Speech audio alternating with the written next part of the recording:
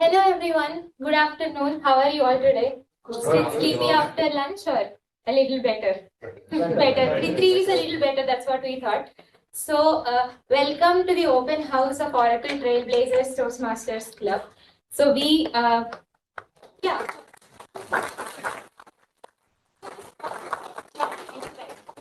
Okay. So, we really look forward to getting to know you all, whoever is new here and here for the first time. So I just wanted to let you know that this is a special meeting, if you have not already guessed that. It's an open house where we open it up to entire Oracle. Whoever is interested is welcome to join us. And our usual meetings are a little bit different. We have speeches, we have table topics and all of those things that you will come to know pretty soon.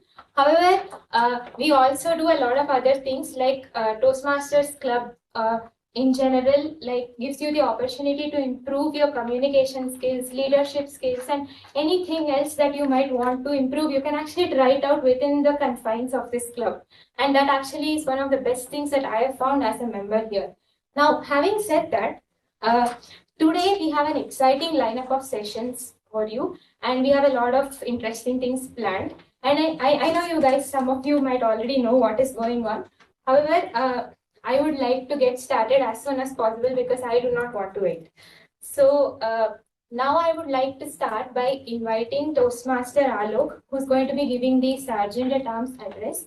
Now a little bit about Toastmaster Alok. He's from Gwalior, Madhya Pradesh, and he's been in Oracle for a couple of years now from 2021. And he works as a developer and maintainer for UEK 4 and UEK 6 kernel. I don't know what that is, but sounds very interesting. So he's here in Toastmasters to improve his leadership and public speaking abilities. So Toastmaster Alok, please come forward.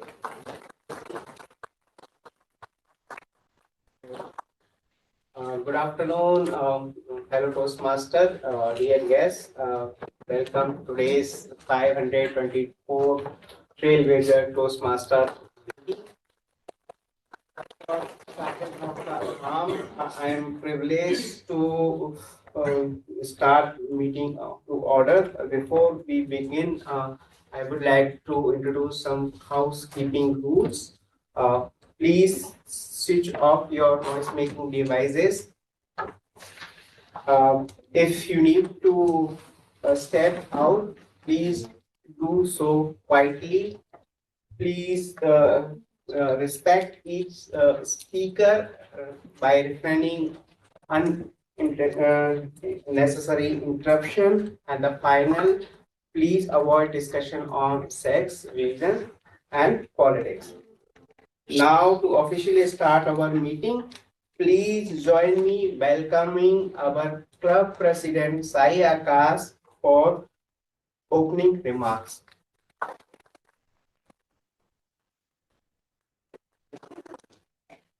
Hi Sai. Thank you, Toastmaster Alok, for the much needed and very accurate introduction for the club rules. Quick round of applause for Toastmaster. And as I was introduced, I am Toastmaster Sanakas, the president of Oracle Trailblazers. I'll begin by asking a simple question. How many of you have spoken on stage before? Oh, that's a very good number. How many of you remember the first time you spoke on stage before? Oh, that's also a good number. How was it? Can someone share their experience? It was like The first time. Yeah, please. Sorry. Also, please introduce yourself. And, Hi, my name is Kageshwar Naik, and basically I'm from Odisha, belong to Odisha itself. And joined the Oracle a couple of months before. And sorry. So first impression was in my college time.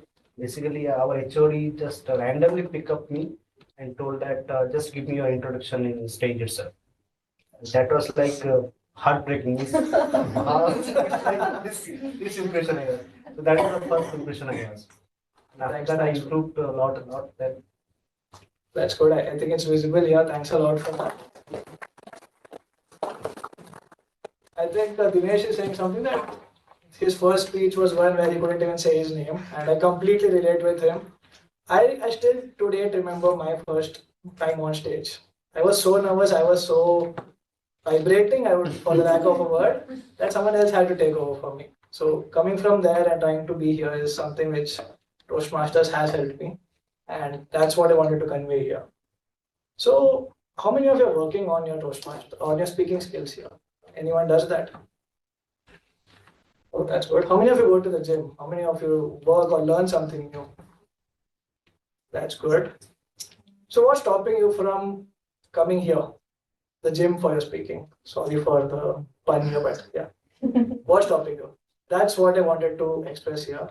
Today, through this session, we have a very beautiful speech by Toastmaster Banali, who has been a very senior member and a very accomplished Toastmaster. Then we have a debate competition, which I'm very excited for, hosted by Toastmaster Devi.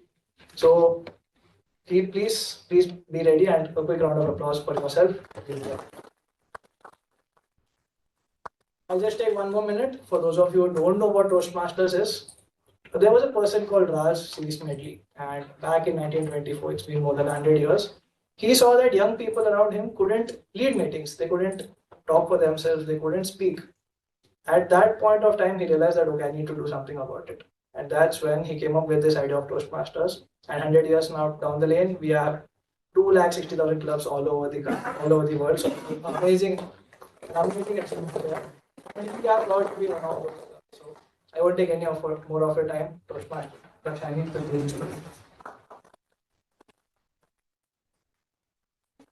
Thank you, President Sai Akash. So actually, after listening to you, I feel more confident in being here right now. Like as a host for the meeting, it's very easy to mess up and say something wrong.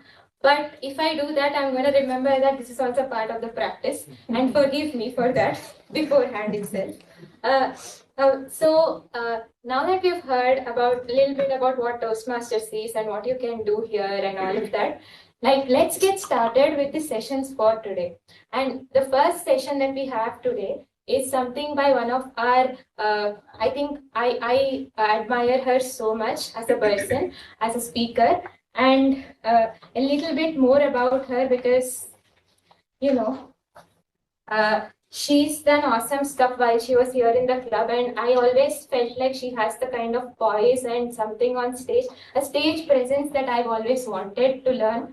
And that is none other than Toastmaster Barnali. So Toastmaster Barnali, she is the group manager with the user assistance team here at Oracle, and she is a certified storyteller. And I mean, there is no better way to put it because that is absolutely true. I've heard her stories and I've been gripped, and I couldn't look away from the screen or from the stage when she's talking.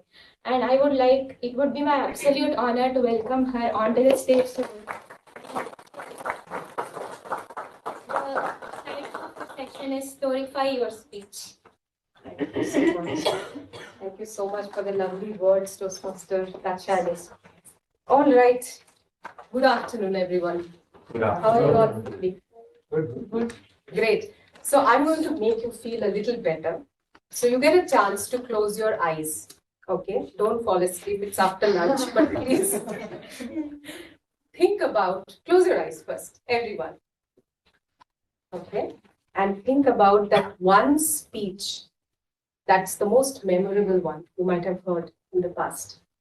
A speech in one of your club meetings, maybe in a contest, or maybe a YouTube video.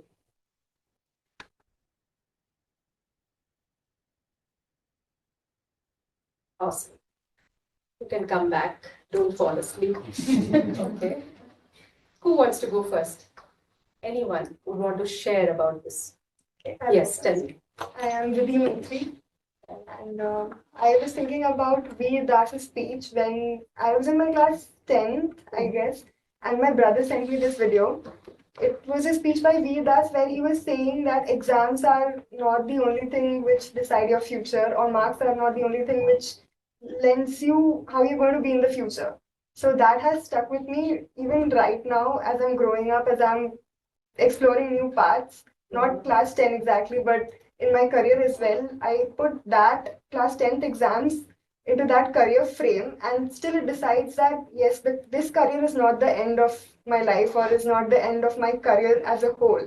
I can still start over and I can still go far away. So great, great message. But how did he put this across? Like, did he have something to, like, how were you convinced by that, message that he had to convey? There was a rhyming scheme as well, plus it was a storytelling thing again. I exactly don't remember the words, but I think everyone should listen to it. Yeah. So definitely there must have been a story which convinced you to accept, even if you don't remember the words, Yeah. but it made an impact. You connected Yes. with him or the speech, definitely. Anyone else would like to talk about a speech that is memorable to you? Manik Show's speech. He was there for XLRI or the Management Institute opening speech. And there it was about leadership, Okay. what qualities it used to be there in the leadership. And of course, him being Manik Shaw, the great leader, and his military stories. It was like, and his sense of humor, of course, so filled with sense of humor and stories, nuances. He put it so well that it was such a long speech, like you just lost the time of track and you just feel like so into it. Like every point was filled with stories and how he was touching upon the points. It was weaving like a fabric, so it was so great. Awesome. Yes. So anyone else would like to go? Yes, Tim. There's a recent speech is going recently viral. It's an older speech by Federer, Roger Federer. where He's speaking about you should keep trying. You don't have to be perfect to win. Like, he's one of the best tennis players we have ever seen. But if you look at his stats, they are not out of the world. They are just better than the others or in a good range. So that's something which stuck with me for a long time. Definitely, definitely. So completely agree with all your points. It's about stories that they tell us, which we remember and we connect to. Sai, can I take the sharing? And if you can share and then hand over to me.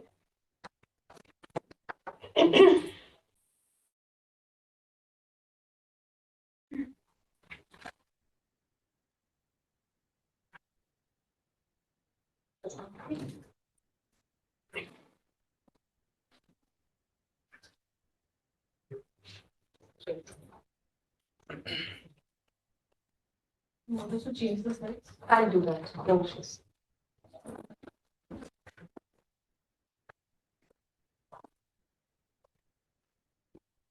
Yes. Is everyone able to see the screen? Yes. On Zoom? Yeah? Yes. All right. So before I start with my speech, I have one video. You will have to help me, Sai, how to start the audio. Just play. It was playing, but We have to reshare and share as well. oh, stop share, is it? Can you do that?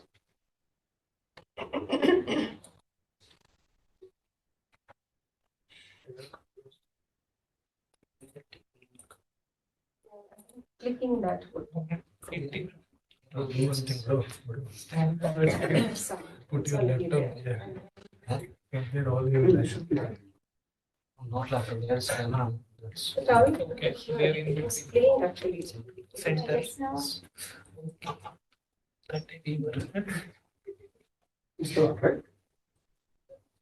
Next one, actually, the PPT. Yes.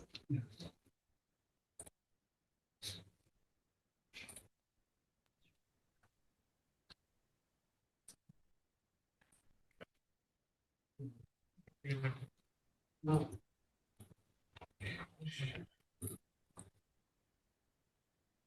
This is the one. Yeah.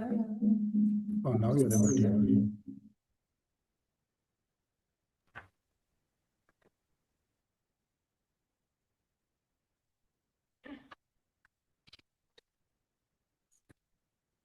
How it is.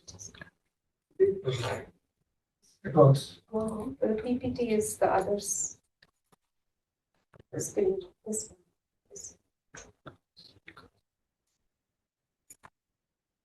This one? Yeah. This.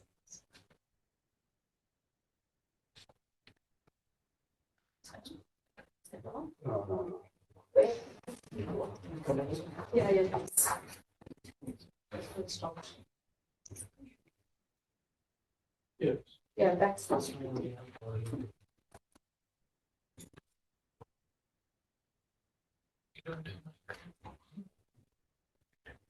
yeah.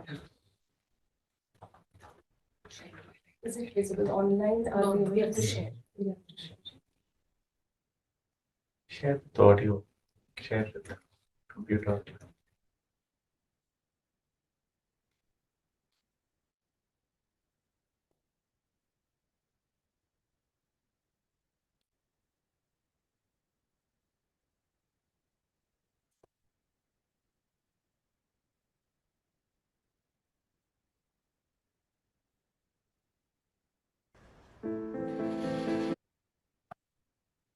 Okay, so we have a video, and what I want you to do is, I'm sorry for this hiccup in between.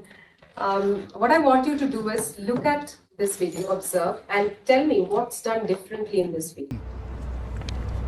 I wrote the same, but in different words.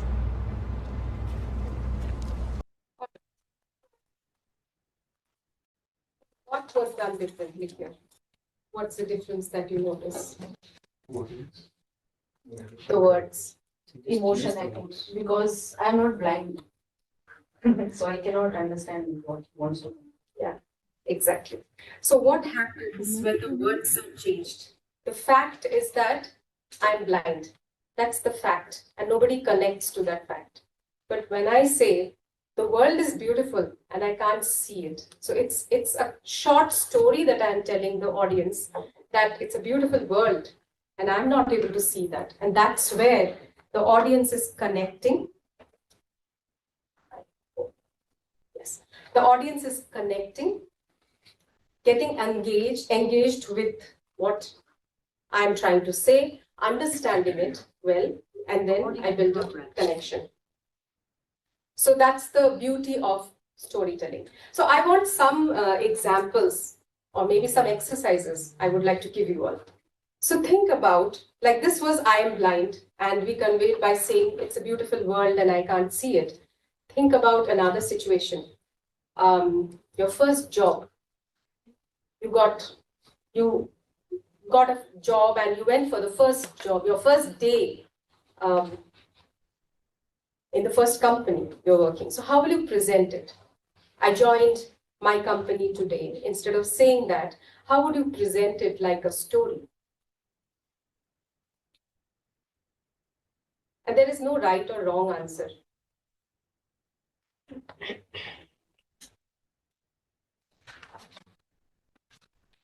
Transition from theory in college to practical in corporate.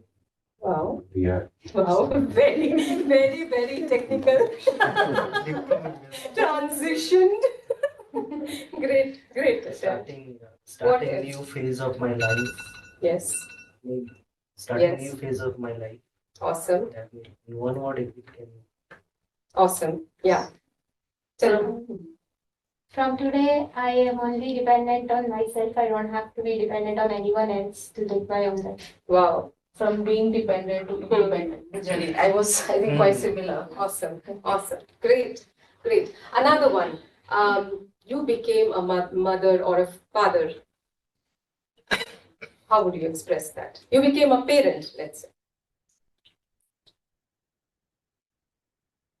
They are already. Kids. I mean, that's why I picked up the first day at job. Need to be more responsible from Yeah. Mhm. The experience of seeing your own childhood from your kids' journey, Yes. through your kids' journey. Yes, definitely. So this is something I connect to a lot, being a mother. So I, like, when I thought of that, I was just thinking, like, as I held the little angel's hands on my hands, I made a promise. I made a promise to myself that from this day I would stay awake only for her. So something like that. So telling a story of connecting with the emotion and not just the words. So that's something I was thinking of. Great, great inputs. Moving ahead, and I wanted a slideshow. Why is it showing everything? you or something? Play. Okay. I did not click. Continue to share. Is it a slideshow? Yeah. Awesome. Okay, so I've tried to split my speech into two halves. One is preparation and then the second half into delivery. So I feel that's what we do when we prepare for, say, a speech for a contest or anything we are doing. The contest season is coming nearby, so I kept that in mind while I was preparing for this. And I took some feedback, some questions from a survey that I rolled out before this session. So I'll be answering the questions in between. All right. So in the preparation part, what is the first thing that you do when you're preparing for a speech? Jot down the thoughts, the rough draft, Yes. facts, checking. Yes. What else? Audience, who's the audience? Think of the audience. Absolutely. What else? Good start, good conclusion. Yes. And Yeah, that comes a little later because first I'll have my speech. Then I'll work on after editing and all. I mean, at the editing stage, probably I'll think of how do I start, how do I deliver that. That would be like the delivery part. So, okay.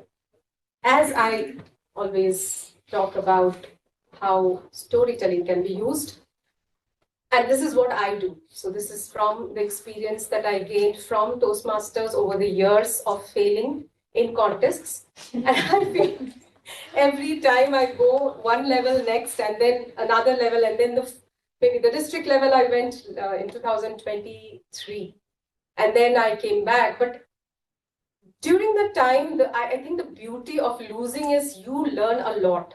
You learn from your own mistakes the most. Of course, you get to see some great speeches, but that learning is something I would like to share with you all. So when I start with a core story. I need a core story that I want to present to the audience. Now, the question here is, what kind of story would you like to present? What do you think? What are the stories that you think of when you present in your speech? personal story, Personal? Yes. personal, which is can be. Yes. So, okay. Definitely. Sometimes the sources can be, you can see something on the net. Probably you read something on LinkedIn, a story, short story someone wrote, some content creators. You might have seen a video. You might have heard a story. I sometimes also use a folk tale, but I always advocate using your personal story, especially if it's a speech contest. Definitely try for a personal story because there it's your own story. You don't have to convince anyone. It's like you are completely convinced about it and you're just delivering it. That's all. So the conviction is much more. People trust you. They understand you. They relate and connect with you better if it's a personal story. Now, personal stories, what kind? Like say, I am sitting in an audience and there I have someone like Devi who's a pet lover. And I pick up a story about my phobia for dogs, okay? And I express with my full emotions my feelings about dogs, how I climb up the lift if I see a dog owner coming in with the dog. Imagine what will she do if she's in the audience and she's judging probably. Right? She would not accept. She would not relate to that. She would not, this will not make any sense for her. Right? So when I'm talking, like she said, audience is important. I need to know the audience to be able to come up with a story which suits the audience. Now, I'm presenting in front of an international audience, and I'm trying to bring up a custom, a funny custom that we as Bengalis follow. And I'm trying to talk about that. Would it make sense for the audience? It wouldn't. So think about that, the culture, the understanding, the relatability, whether the story is relatable to the audience or not. Okay. During the service, I got some questions as to like, what kind of stories will I use? Like, give us ideas. Generally, use your firsts, your lasts, or even small moments. Small moments as in like you lost a contest and you go for a pani puri party immediately after that. It's a small moment, but it makes a lot of sense to you probably that, winning or losing doesn't matter. So that kind of small moments you could pick up and talk in your speech. Firsts and lasts. I'll give you a few examples. When will my mom come? She said 5 minutes. Is 5 minutes over, ma'am? Said an anxious voice, sitting at the first bench of the nursery class. Her eyes darted toward the door, the open door, waiting to see a glimpse of her mother's smiling face. And that's the story, the beginning of the story called The Open Door, which I'm writing currently. It's the first day of my school, actually. So building stories, I'm just giving you ideas. The lasts, probably. Meera stood in front of her dad. She was still, staring at the suitcase, which was packed. It's been 5 years. 5 years since her father had lived with her, ever since her mom passed away. 5 years of caring. 5 years of routine. 5 years of watching the man who carried her on his strong shoulders. Now he's forgetting. He's forgetting how to tuck, how to use the buttons of his own shirt. Yes. 5 years back, Meera heard this word for the first time, Alzheimer's. And this word changed her entire world. Her father now wants to go back to her native. Meera knows her brother and his family would take care of him, but something wasn't right. There was a strange, unsettled feeling inside her stomach which kept rambling, and she kept thinking, would this be the last suitcase? And that's the story, the beginning of my story, which is the last suitcase. So I'm just giving glimpses of how you could use little moments from here and there and build your own story, be it writing or be it presenting. What's the heart of your story? Now, you just say a story and it doesn't make any sense to the audience.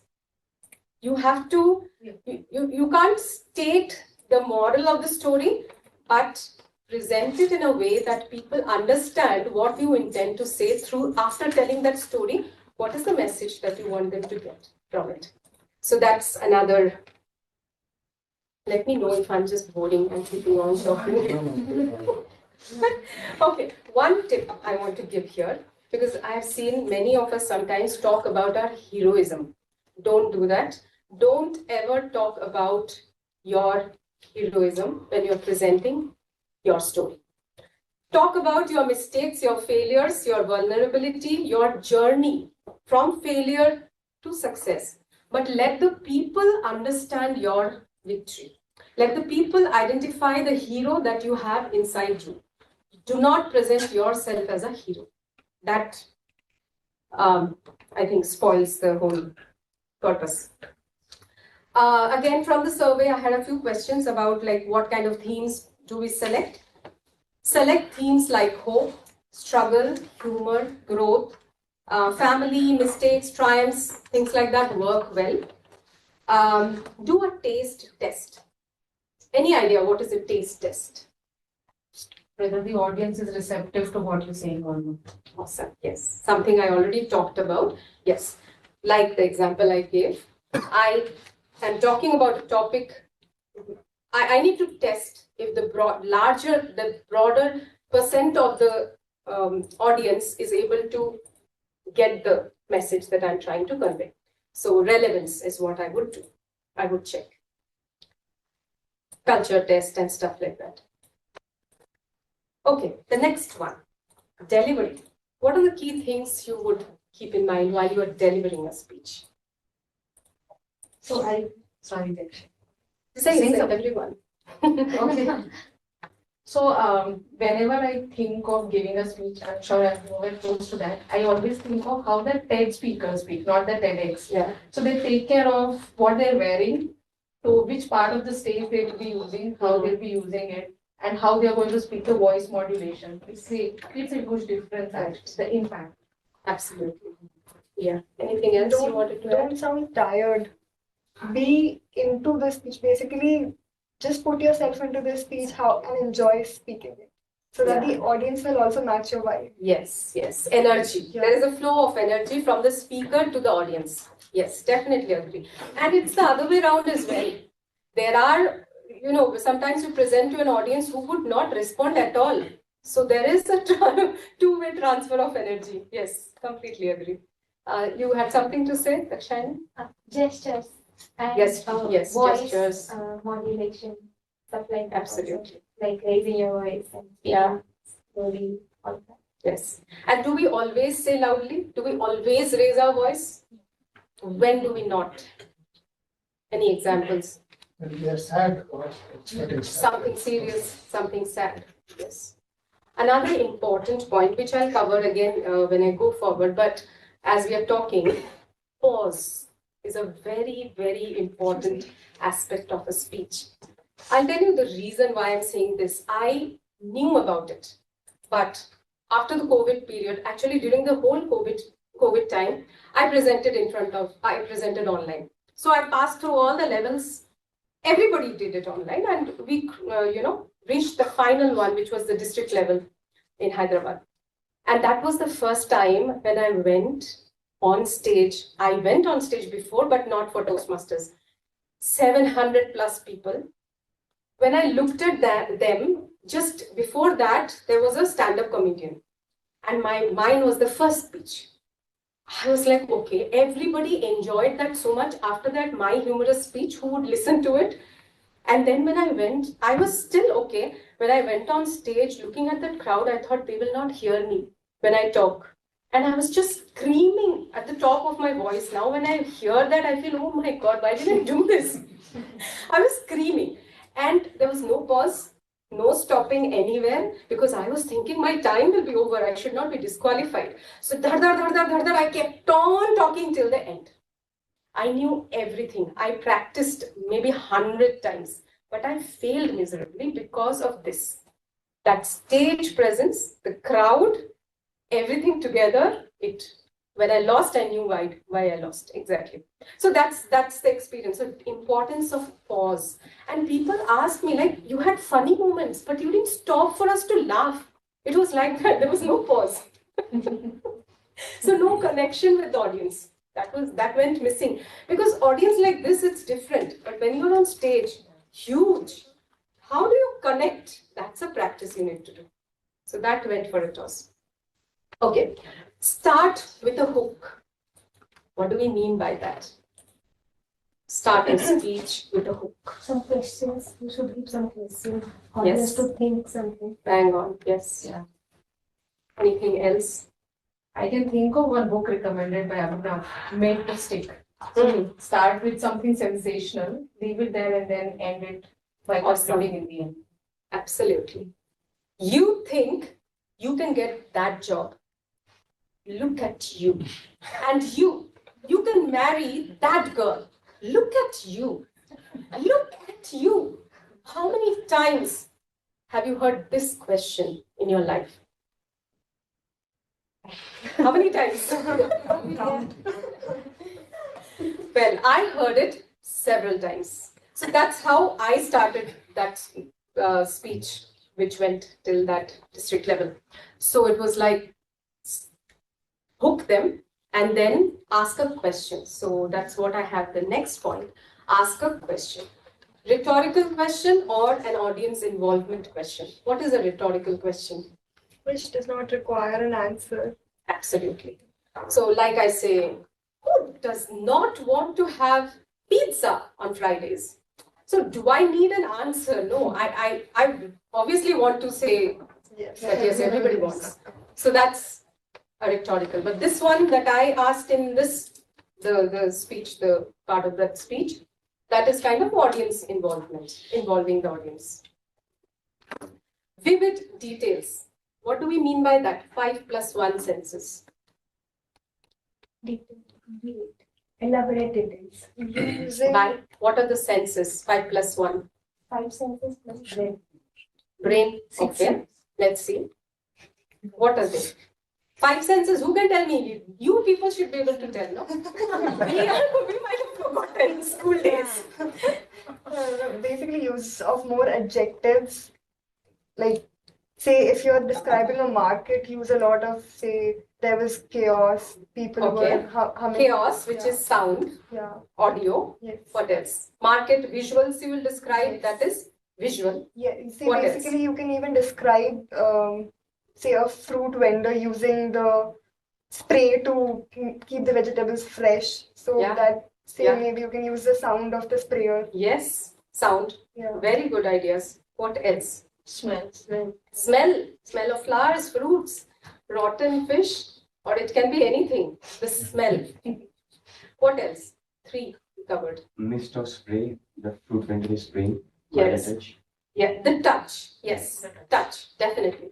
And what else? The story which you said, like the girl who was waiting for her mother, the way you explained it, you basically painted a picture. Yeah. So visual. using the sense of imagination. And it had one more thing. That is a plus 1. What is that? Emotion. Exactly. Emotion, feeling. That is plus 1 because no matter how much you cover these senses, that plus 1 you should not forget. Sometimes you might not have everything in the story, but don't forget the emotion. Don't forget the feeling. That is the most important thing in a story. The oxygen, I would say. Definitely. Very good points. One thing we didn't say. Did we say all 5? Sight, smell, taste we didn't talk about. Yeah, food and stuff like that. Sometimes some bitter taste we get sometimes in the morning or things like that we talk. We can use that. Emotions, feelings, most important. Let's use an example at this point. It was a dull Thursday afternoon.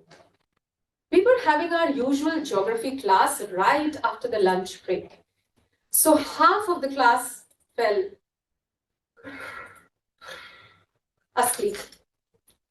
Just then, the nostalgic smell of imported makeup wafted through the air, and Thak walked in, our beautiful English teacher. You, and you, get up. Okay, so that's the beginning of another speech. Okay, what did I use in this? What are the sound? Thak, yes. Nostalgic smell. Smell. What else? Visuals. Emotions, yes. Half of them were asleep. That feeling also. The visuals, definitely. Visuals, they are the most common. Yeah, I think all of them we have used. What else? I talked about the movie test. Any idea what is that movie test? Use a movie test. When we read a book, it's very difficult to picturize that particular scene or chapter that we are reading. But when same thing we see in a movie, it's easy because we're seeing with eyes. Yes. So when you are speaking as a storyteller, are you able to paint that picture what you Awesome, awesome. Yes, that's what it is. So movie test is basically, I had a question from the survey. Someone asked, like, how do we cover these details? How do we know what to explain more? So it's basically when you have a particular situation, scenario, and think about you shooting a movie. So if you're using the camera, what are the various aspects that you will capture? So do that test to be able to come up with your words. That's the only trick here. The other thing that people asked, which part of the story should I exaggerate or should I cover in more detail? How do I know that? So what do you all think? Which part is important if we are telling a story? I was the one who asked the questions. You asked, okay. So I don't know the answer. Okay, good. Then we'll have the answer now. Anybody has anything to Emotional say? aspect of the story. Emotional aspect, yes. Yes. What else? Okay. Yeah, tell me. Anybody had I anything? think we should give importance to all the parts. All the parts? But mostly what happens is, especially in Toastmasters, we have a time limit. We can't give importance to everything. That's a problem. I would rather spend hours with my story, but we can't. So what I generally do is, in a story, there is a CAR formula that I follow. CAR is nothing but conflict, action, resolution. These three things are core for any story. What is the problem? That is the conflict. In my story, like the one, the look at you speech that I'm quoting about, there I was a shy girl. So that's the conflict I had. People rejected me. Then action. What action did I take to solve this problem? Or the situation might have created some action out of me. And then how it got resolved. How did I face the world? Okay. So that's key. Always pay attention to these three parts majorly. But if you have to choose out of these three, always focus more on the action, the turning point of your story. What's the turning point of a story? You suddenly change the say setting of the story, or you maybe introduce some new characters. Not The really. conclusion Yeah. of the story leading towards that. Yeah, you're nearby. Something that dramatically shifts the perspective. Yes. Something that changes the first problem. Basically solves the problem.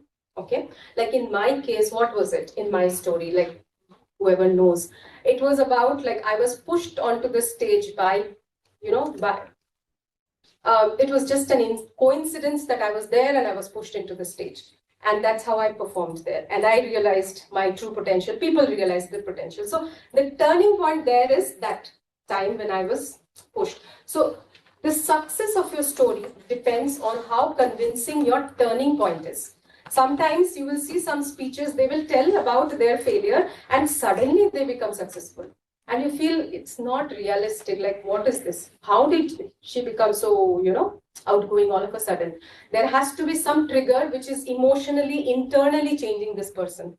Okay. So work on the turning point the most. That has to be convincing. Okay. All right. I think I have taken enough time. Sprinkle emotions we have talked about. Drama. What are the things we covered in drama? I already talked about these pauses, pace, props. Props are the things that I use while presenting, just for the newbies, I'm telling. Pitch, pace, tone, when to be fast, when to be slow, and things like that. Pay attention to those. I'll be giving you an example with a story if we have time. Do we have time?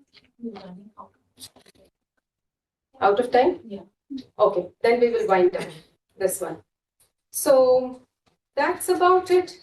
And drama, okay, drama isn't about overacting. Someone asked me this, like, how do we do drama if I'm not comfortable on stage?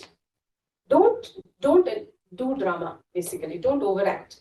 What you need to do is make a contrast between your actions so that it's memorable. People remember. It should not be monotonous. That's the only thing. I should not be talking in the same way. Just bring some contrast. That's all. So no need to overact. Okay, this one thing I want to cover. The last point here is when you are giving a speech, you're starting with a hook. You're starting with a hook. But until you have a very strong end, your speech won't stick around. So the hook, and then you build the garland and then connect back to the hook when you are concluding your speech. That's important.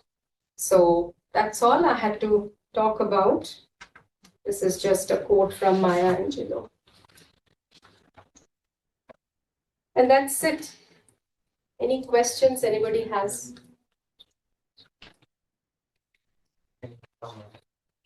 Anyone online has any questions?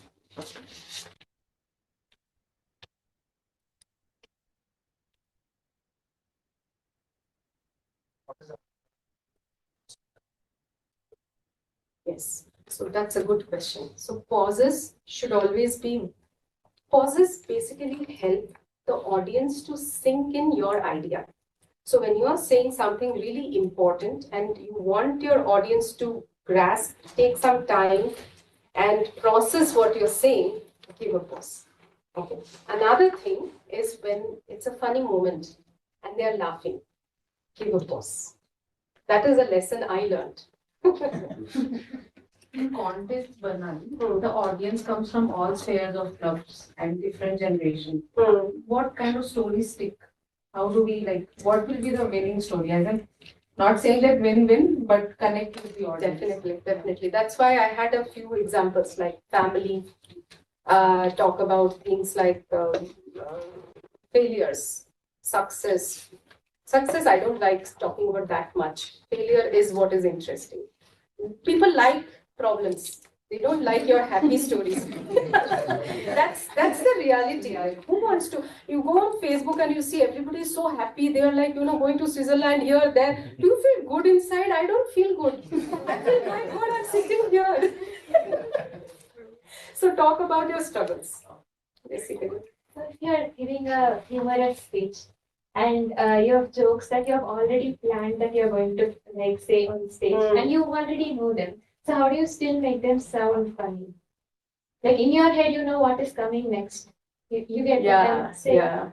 Punches. Yeah, the punchline in the moment it makes sense. But if you have to practice a punchline, how does that work? It works. What happens is you have to switch your mind, and it comes through practice. You have to switch your mind thinking that this audience is new and you're cracking this for the first time in front of them. So it's maybe the 100th time for yourself, but it is the first time for them. So that switch you have to make. That is something, trust me, like when my speech, I told you several times from 2021 to 2024, I kept on presenting it. Every time it was much better than previous one, what I feel. It was totally different. You see the first one and the last one, same topic, but it's totally transformed.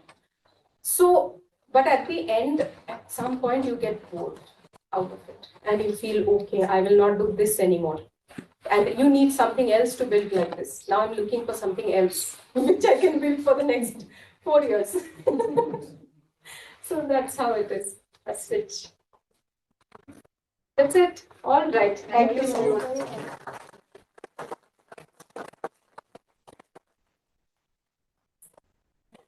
Thank you so much for the wonderful session. I've learned a lot and I'm going to use it if I participate in any contest. Great. Yeah. Thank you.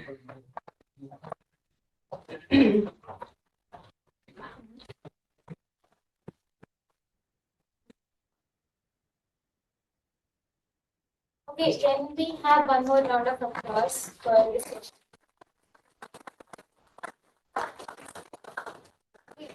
Moving on, we have coming up next the debate competition. And I think, get the rules ready. I think, are all of you ready, the participants, everybody here? Yes. All set? Oh, yes. Yeah, please. Snacks.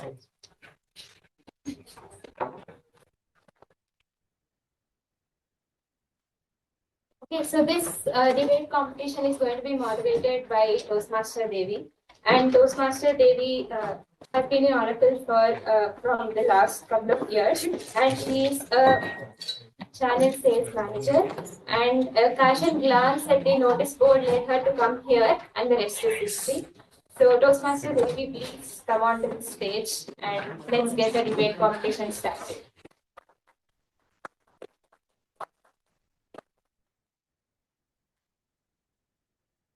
We need to have a huge round of applause for this.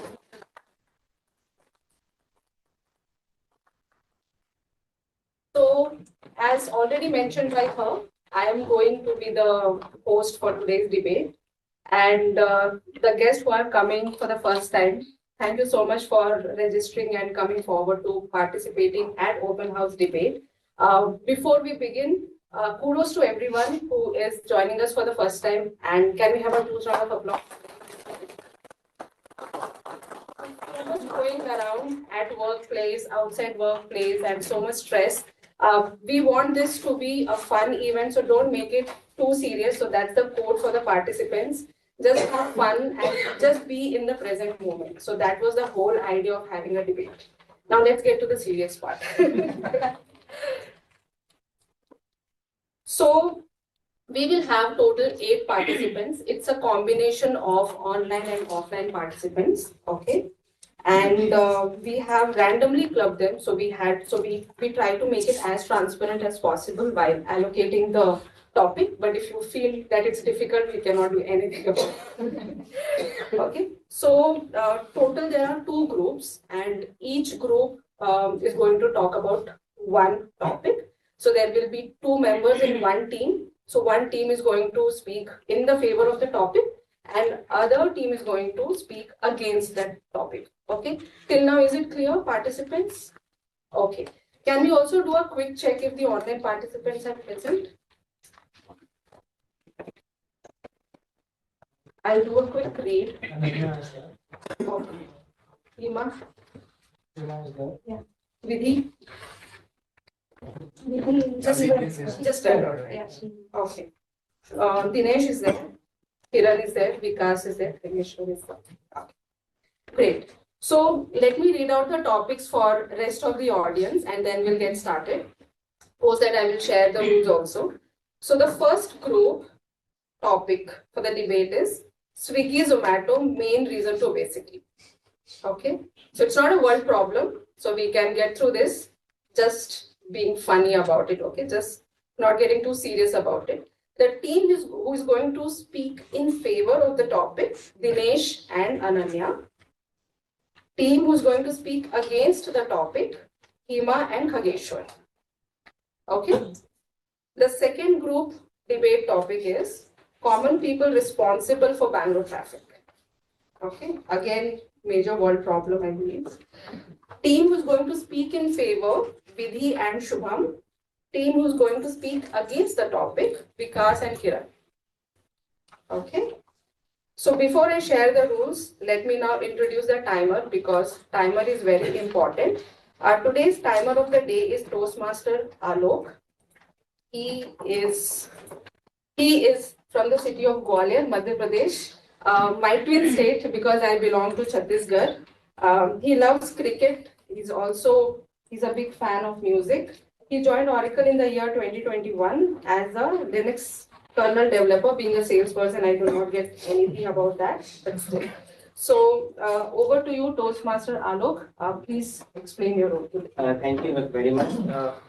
All the participants today, I'm in a timer role, and for the speech, for each speech, maximum time is 2 minutes 10 seconds has been advised. So for when you start the speech, after 1 minute 30 seconds, I will show you the green card.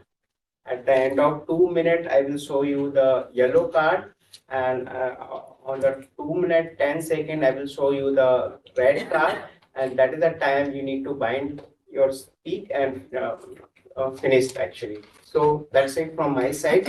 I hope and enjoy this session. Thank you. Thank you so much. So a quick recap of the time, please make a note of that.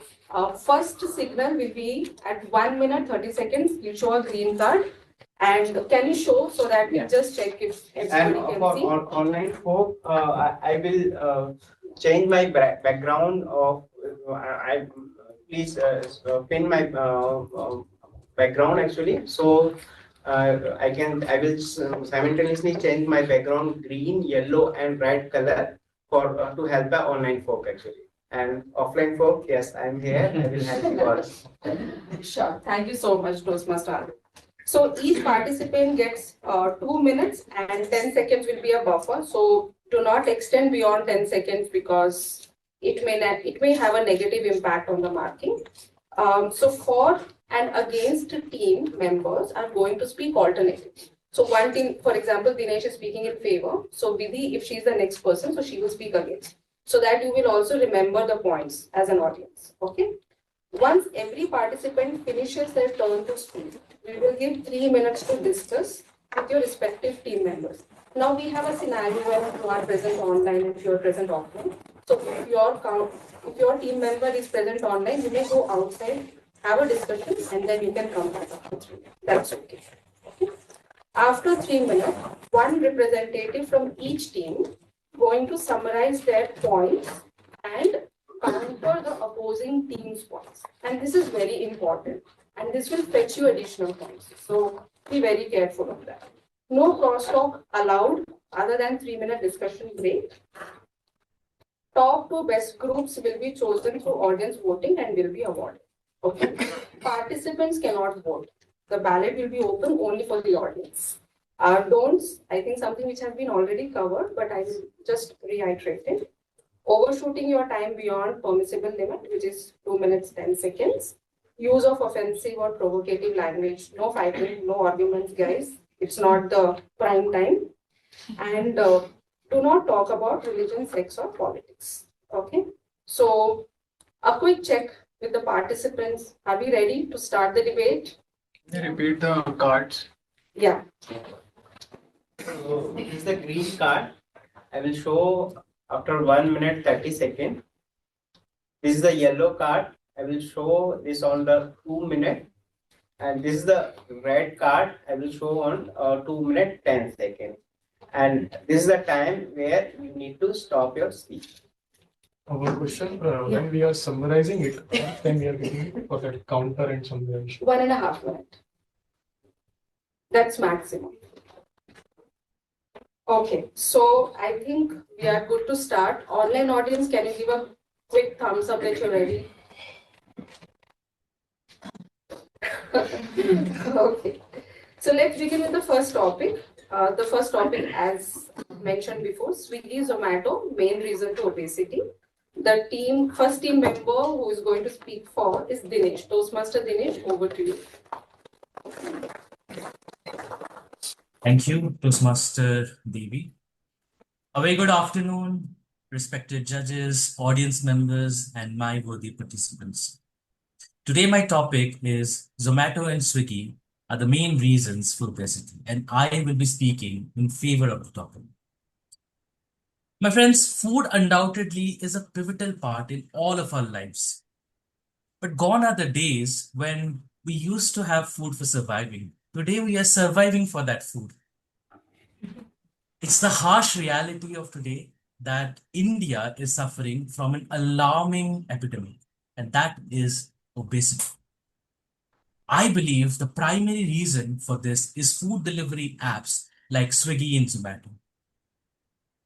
Well, a craving which could have been easily controlled by something very simple like just drinking water is amplified by these apps with never-ending discount scams and this lucrative offers, the fast delivery time. These apps have fooled you into believing that the craving that you had at 2 a.m. in the night is a genuine one. Let me pop that bubble for you. It is not. I'm amazed how these apps have advertised themselves to be the health champions, when in reality, no one would buy a 1,000 or 500 rupees salad when they're getting a buy one get one offer on a cheeseburst pizza, right? And in addition to make profits, in addition to amplify their profits, they have compromised on food security. With innumerable number of cloud kitchens opening, they have actually cut short on the monitoring of these cloud kitchens. The results? Well, you are not even aware of what you're consuming. Adulterated food accelerate obesity, and that is proven. All in all, I want to reiterate the fact that your health is in your hands and it's high time you take action. Go on a detox, uninstall these apps for a month and see how you become healthy as well as wealthy. Back to you, moderator.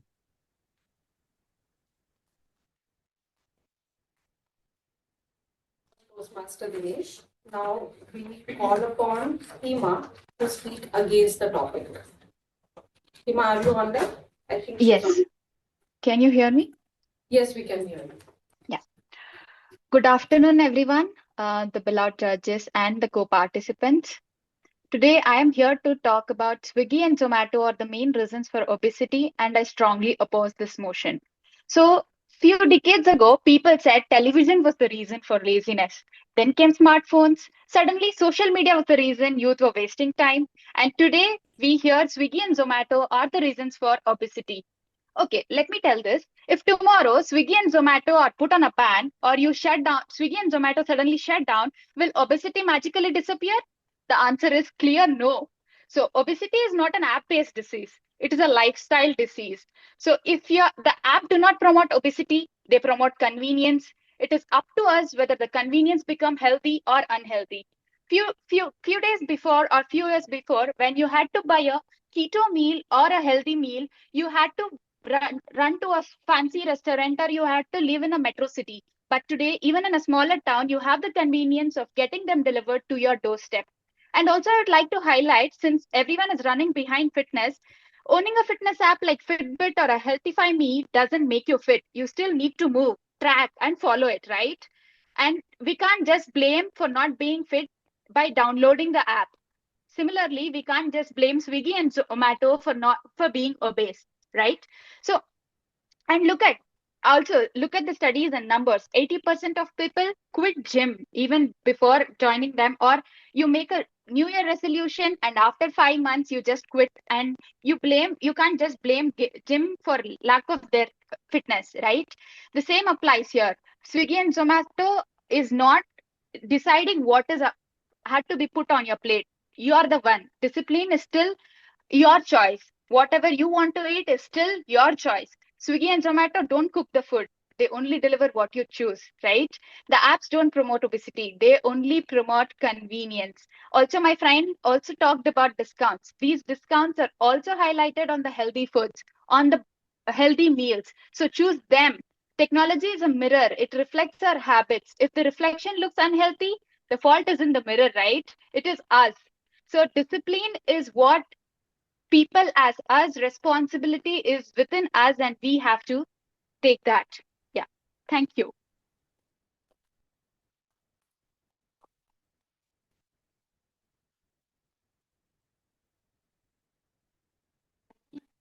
At least for me, the topic is like so sensational that I'm not able to hold myself, but I have to. So we will let the participants speak and share their views, and maybe we should discuss more about it because everybody thinks. Please ask them to switch on their video. Yeah, yeah, very, very good point, Mamta. The participants, it would be great because we could see you and we could also relate to your emotion. We had a very interesting speech just recently that how important visuals are. So whoever is speaking, try to be on video. And a small correction before we move to the next participant, that the judgment will be done or the voting is confined to 3 judges. That is Shailu. Shailu, can you wave your hand? So he is the judge, one of the judges. The second judge is Karthik, sitting right there, and Abhinav, who's there online. So they are going to evaluate you guys. Okay. So let's move on. Now it is Ananya who's going to speak in favor of the topic. Swiggy, Zomato, main reason for obesity. Over to you, Ananya. Hi everyone, I'm Ananya. I'm speaking for the topic Swiggy and Zomato are the main reason for obesity. Food has become a source of stress relief in 2025 and Swiggy and Zomato are just adding on to it. How do I say this? What do we do when we're happy? We order ice cream. What do we do when we're bored or sad or angry? We order a piece of pastry. And this, I can prove, is leading to overeating because there is a 0% chance of you putting on that apron when you're sad, angry, and crying and walking into that kitchen to bake a cake for yourself. But there's a 100% chance that you will go on Swiggy or Zomato and order that blueberry cheesecake in the right flavor because that is your emotional band aid. How many times have you ordered food because Zomato sent us a notification saying, Hi Ananya, I miss you. Hi Ananya, I love you. How many times have you ordered a Coke on Swiggy because it was giving us an extra discount? We have stopped eating because of hunger. We've stopped eating because Zomato is pretending to love us and Swiggy is providing us 7 rupee discount on a 77 rupee Coke bottle. And all of this love is definitely reaching us, definitely reaching our body and getting stored as fat in our body. Laziness. There was a time when people used to walk to the grocery store and pick the right red colored tomatoes to make pasta sauce, but gone are those times. Let alone walking to the store, people don't walk and get downstairs to go collect their order. They call the delivery agent saying, please come, keep it at the door table next to my doorstep. Now, with all of this, we're choosing convenience, comfort, and calories over taking care of our health. Let me present to you a very interesting survey. This survey was not done by WHO, it was done by me at 11:59 a.m. today morning. In the past 30 days, I've placed 4 orders on Swiggy and 21 orders on Zomato, spending over 8,842 rupees approximately. And the count of Zomato is more, not because I'm loyal to it, but because the delivery fee is less. With this, if I choose myself as a representative, I can tell you that 99% of people in the society are going through the same thing. And Swiggy and Zomato are definitely delivering food, but also delivering obesity along with food, playing with people's emotions. Thank you.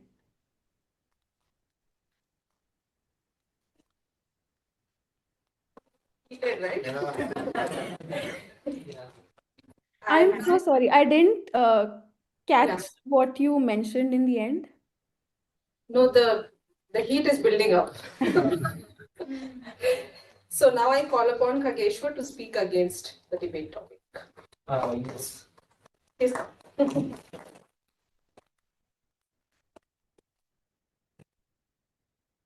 So the topic is obesity, right? So we can't blame only Zomato or Swiggy to that obesity, because only Swiggy and Zomato is not the place where we need to blame a lot. Apart from that, we have street vendors, we have so much shops are there in nearby society, nearby our home and all. So we can go there, we can eat there. Okay. So why we are going to only Swiggy and Zomato? So apart from that, before 2000, we have some. I can't say the figures, but before 2008, we don't have Zomato, right? Before 2006 or 2004, we don't have Swiggy, right? So before that, also obesity came. So how it came? Due to our laziness, due to our awareness. So Swiggy and Zomato coming into market, we are ordering that and we are going with that. That is not the way we are blaming to Swiggy and Zomato, right? So the thing is, we need to be awareness ourselves. Like if something is needed, we need to walk to the shop and we need to buy that. Only Swiggy and Zomato. And I can give you one more example, like Instamart, right? If we need one milk packet, we are just ordering in Instamart. We are not walking to the shop and we are not ordering that one. We are not buying that one. So that we cannot blame only Swiggy and Zomato. So we need to be aware of about that and all. So that's as of now I have in mind. Okay.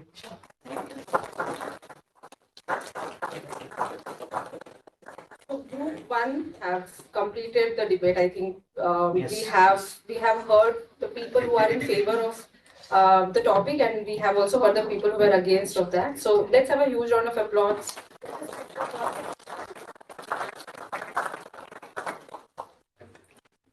Just give me a second. Now we will go to the next topic. So now we are going to hear the views on common people responsible for Bangalore traffic, something which is 3-minute discussions and everything is that is after we finish. both groups. After both the groups finish. Yeah. Okay. So the next topic is common people responsible for Bangalore traffic. So group 2 is going to speak on that. Vidhi is going to speak in favor of that. So over to you, Vidhi.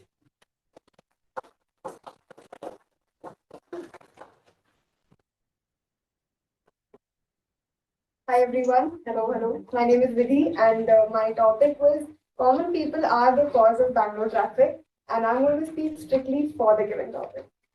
So, as we are speaking, as this debate is going on currently, the number of vehicles on the road is, I think, more than the number of GR tickets which are open in the company. I think the whole of Oracle.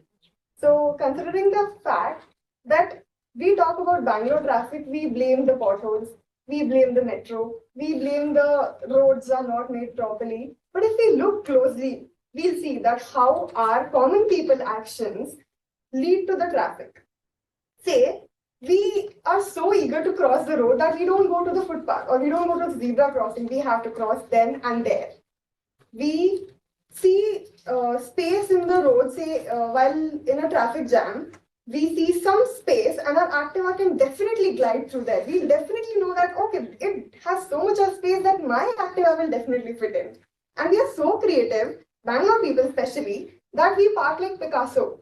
How? 50% on the footpath, 50% on the road, and causing 100% of the damage, 100% of the traffic jam. Instead of people opting for public transport, we see people driving in private vehicles with just solo rider. One person, one vehicle. Why? When we can use 100% of public transport, considering BMTC bus fleets are one of the biggest fleets in India.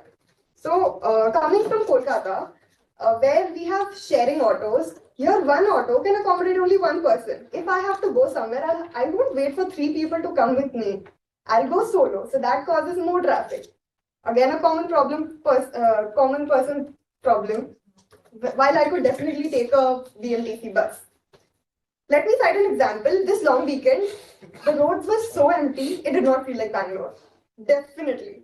Why? Because everyone was spending their own weekend in some other place. So yes, city planning has its flaws, but let's admit it's our everyday little actions, small disciplinary moments which we can take to definitely reduce the Bangalore traffic. Thank you.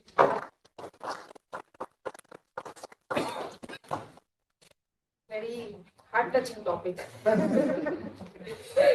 So after Vicky, we have Vikas who will speak against the topic.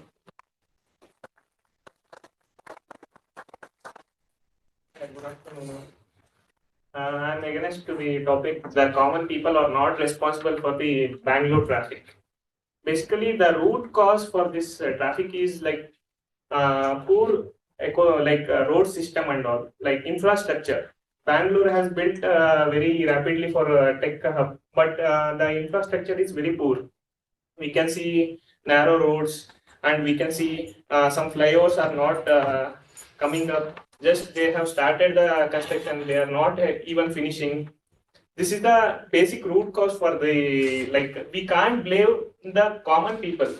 Like, common people are just like supporting in every way. Like, if we have a want to communicate to a place, we will take a metro if there is a way, but metro is not at a feasible for all the places. So there is no BMTC buses for each and every place. So this is there, and also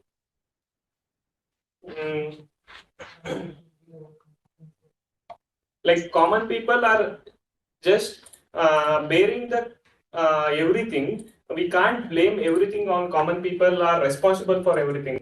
And also we can blame the system also. System also is very poor in implementing everything. This is what I have as of now.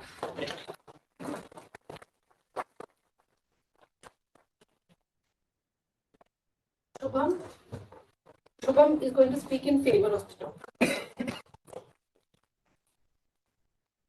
It's not clapping. Can we have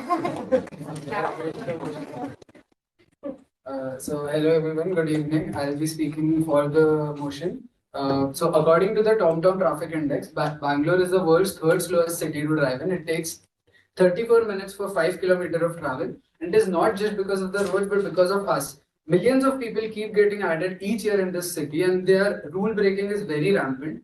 They park anywhere. The signal jumps are a lot. If I give the exact numbers, it's 8.2 lakh cases of wrong parking and 4.95 lakh cases of illegal jumps. The violation culture is very normalized. The signal jumps and all I said. Over 8 lakh wrong parking cases and 5 lakh signal jumps in Bangalore last year is the BTP data. Apart from that, there's this last mile laziness. If you have to go to, let's say, a metro, what people do is they take their own private vehicle to reach a metro and then park anywhere, and that causes more traffic. That is 60 to 65% of people, according to the data. Then there is encroachment and internal parking. Encroachment is basically what the shopkeepers take up space on the footpaths, so the people have to walk on the roads, and then that causes even less space for people to drive. That is again a local problem. Then another thing is the artificial inflection points. If you know what inflection points are, if the roads are straight, the cars will go straight, drive simply on it. But when there are turnings, that's where inflection points is, because that is where the two cars or two different people might intersect. So because of the pedestrians, there causes artificial inflection points which are not engineered. So because the pedestrian cross anywhere, the cars have to stop, and that causes so much more traffic. Then when people blame the government, it is not the government, it is the people who have chosen the government, because it is a democracy. It's by the people, for the people, of the people. So if you all know, there is no mayor currently in Bangalore, because there have been no elections and people are just sleeping. It's not like it's an alien government. We are the people who are voting for it. So last elections, there were like 50% of people didn't show up. So why would the government take action? Because they just don't. They're not scared of the people. So yeah, that is what I would say as one of all my points for this. Now we call upon the last participant, Kiran, to speak against the topic.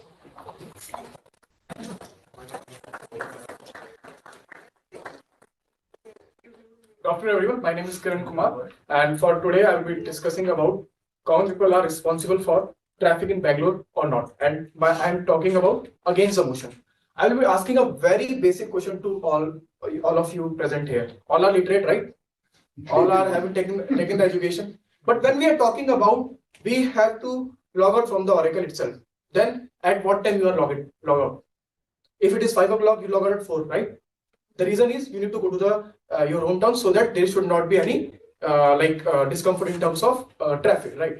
What it means, what it signifies that? It signifies that the problem is not in the traffic, the problem is in the infrastructure. People think that we are not following the rules, we are not following the guidelines. That is the reason we are not able to reach the location. The reason is the infrastructure is not there because of a lot of globalization, because of a lot of this IT trends. That in Bangalore is considered as the third highest city which has the maximum population. If we talk about the infrastructure, in terms of overall buses, it is only 6,000 buses are there in Bangalore. But if we talk about the total network of metro, it is only 96 kilometers, but the potential is of 450 kilometers. It is less than the Delhi. And you might think that this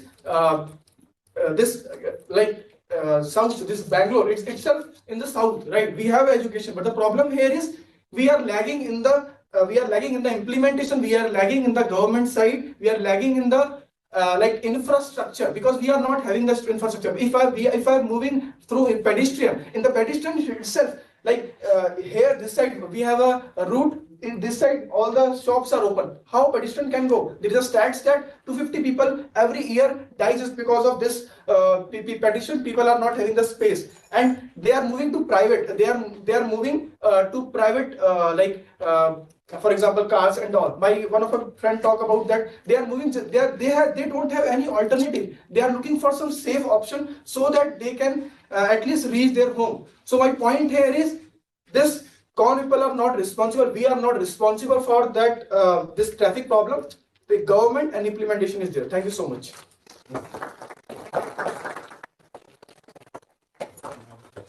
Huge round of applause for every part.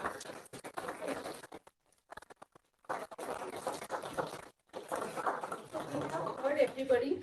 Now it's time that they counter their competitor team's points, and they also rebuttal what they had to say. So we will have a 3-minute break to all the participants online and offline. You have their contact numbers. So if they are not present in the room, you can step out and you can have a word. So Alok, we put a clock alarm for 3 minutes. Your time starts now.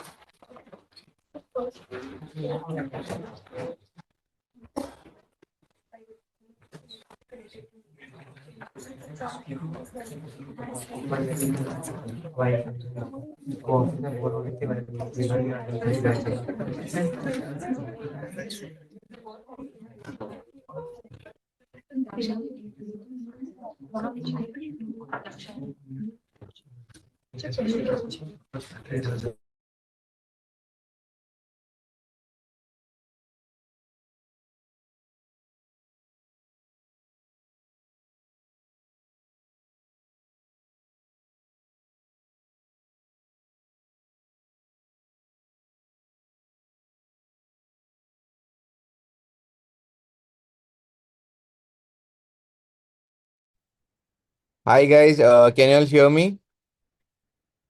Yeah. Hi, Yeah. Sushi. Yes, I can hear Hi, you. hi. How are you guys? I have been missing you all so much, so I thought I'll just say a quick hi to all of you all in this break. How are you guys? Sushi. We can't see you, Sushi. Video on. Oh, no, I'm not in a place to switch on my camera. I'm so sorry for that. I really hope I can see you guys in person really soon. So I'm planning on coming back and I should be there soon. Sure. Yes, See you next please. week. Come next week. Yeah. I hope the traffic is not that huge as you guys are discussing right now. Yeah, today we are on. Amazing topics, amazing discussions going on, and I'm absolutely loving it from wherever I'm having this view. I'm really liking it, guys. I am keen to join you guys again soon. Do come next week, Sushil. Why, what happened? You wanted to come, right? You want me to come next week? Sorry, Sai, I couldn't hear you. What's happening? No, we are just saying, since you miss it so much, come to the meetings. All right, you guys will see me soon. Sure.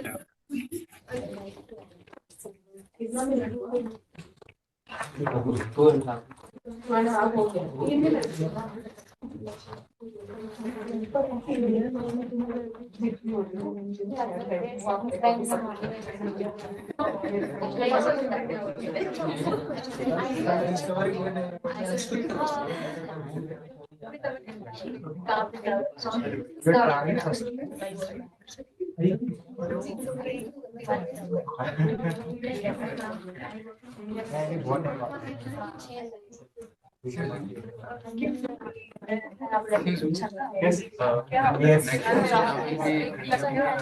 So one person will only give the review, the same person will give the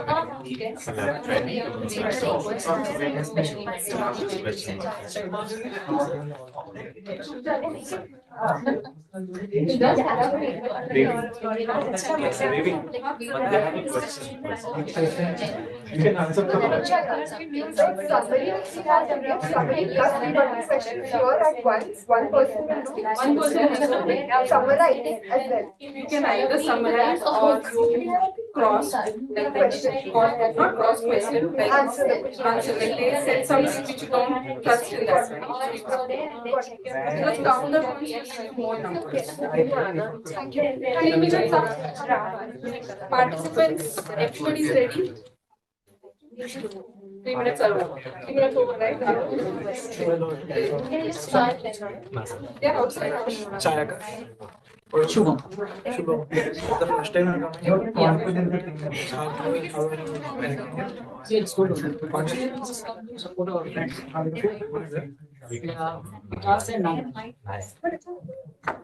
Yes. A team of so you have been participating before? Yeah. Not participating before the next time we will. Let's have a clap.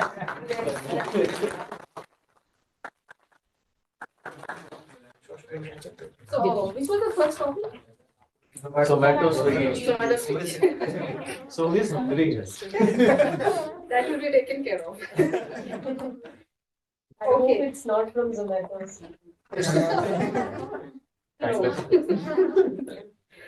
We directly ordered from the shop.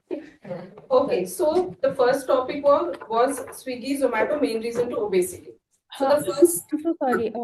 How long do we have to summarize this? What is the time period? Maximum is 1 minute 30 seconds. Do not stretch beyond that because we are also running out of time. Okay. Okay. So Dinesh and Ananya is one team. So who is going to be the representative? Who's going to summarize? Ananya. Over to you, Ananya.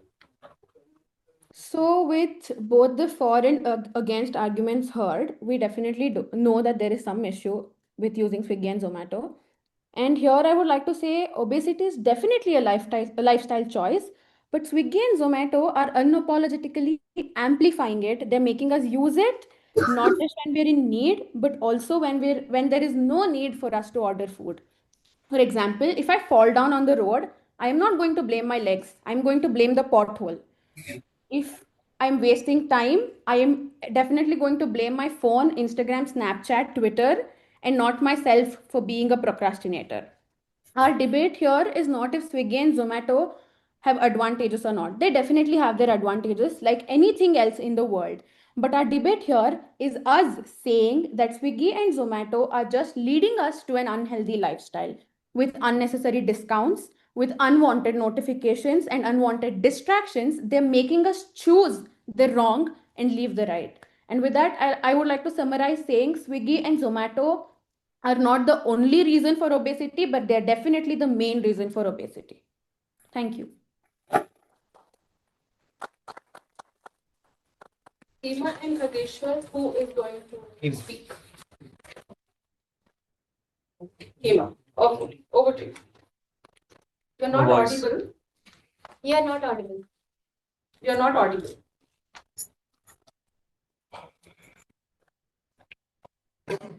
Say something. We cannot hear you. Mobile meeting. No. Headset. Remove the headset and try.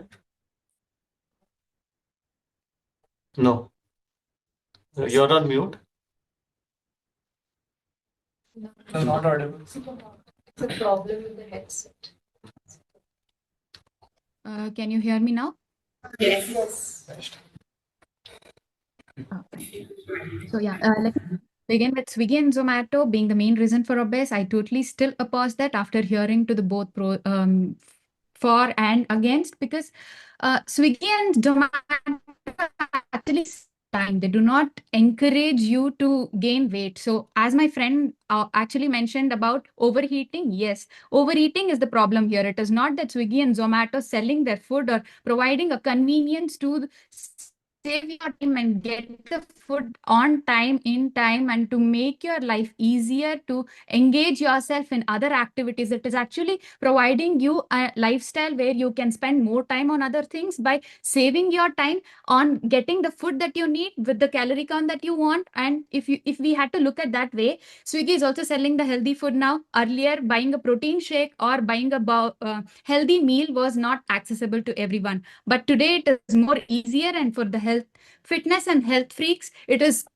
very convenient. And buying them from Zomato and Swiggy, instead of spending time in your spending time in your kitchen cooking after a 10-hour work day or 1 hour workout, so people can use that save time for gym, yoga, or running also, which is more better for them in getting fitness. And also highlighting obesity was not origin from Swiggy or Zomato. It existed even before Swiggy and Zomato came into picture, or even Swiggy and Zomato became popular. Since obesity has become a problem since 1980s globally. It is not that emerged all of a sudden after Swiggy and Zomato have arrived. Thank you. We move to the next topic, summarization. Common people responsible for Bangalore traffic. Vidhi and Shubham, who's going to Vidhi.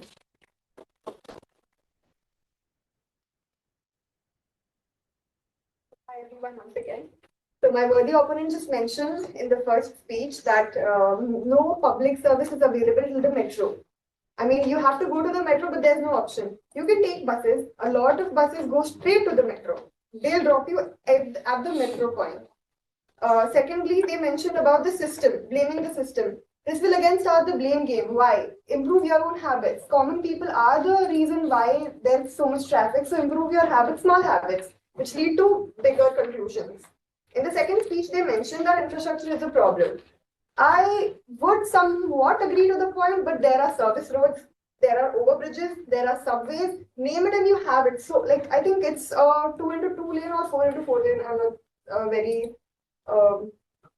That's okay. strong about it. Yeah, so And the number of buses I've mentioned, in Mumbai, there are 3,222 buses, according to the internet. But in Bangalore, we have 6,500. Considering Bangalore is less dense populated than Mumbai, it is even better. So you cannot blame the number of buses which you mentioned, sir. Secondly, implementation. The lack of implementation, people need to be educated, people need to be disciplined so that the traffic can be reduced. Instead of pointing to the implementation that it is a problem, we need to put ourselves, we need to implement the correct measures into points to reduce the traffic. Thank you.